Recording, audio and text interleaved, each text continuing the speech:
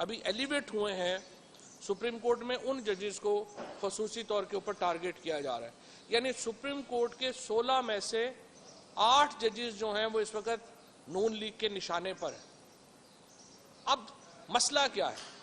مریم نواز جو ہیں وہ کیوں ان ججز کو ٹارگٹ کر رہی ہیں؟ نون لیگ کیوں ان ججز کو ٹارگٹ کر رہی ہیں؟ خصوصاً چیف جسٹس کو اور 2 ججز کو کیوں ٹارگٹ کر رہی ہیں؟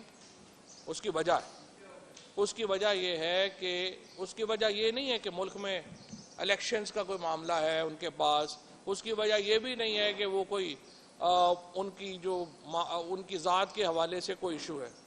یہ تمام کیمپین صرف ایک مقصد کے تحت ہو رہی ہے، اور وہ مقصد یہ ہے کہ چیف جسٹس پاکستان اور جسٹس اعجاز الاحسن اور جسٹس منصور علی شاہ کا بینچ جو نیب کی امینڈمنٹس کی کیسز سن رہا ہے، وہ بینچ ڈیزالو ہو جائے اور وہ اپنا فیصلہ نہ دے. وہ 1100 ارب روپے کا فائدہ جو شریف فیملی نے اور زرداری فیملی نے لیا ہے، جس کو ہم کہتے ہیں کہ NRO 2023 ہے، 2023 کا NRO ہے، اس کو بچانے کے لیے اس وقت سپریم کورٹ کو ٹارگٹ کیا جا رہا ہے.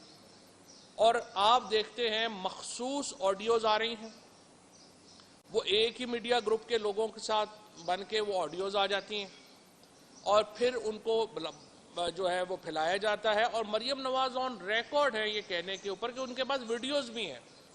سو اس لیے ہمیں ویڈیوز کے لیے بھی تیار رہنا چاہیے کہ ججز کی ویڈیوز بھی وہ مریم نواز لا سکتی ہیں، کیونکہ اس وقت یہ جو کیس ہے یہ وہ طوطا ہے جس میں مریم نواز کی، نواز شریف کی، حسن نواز کی، حسین نواز کی، شہباز شریف فیملی کی اور زرداری فیملی کی جان پھنسی ہوئی ہے.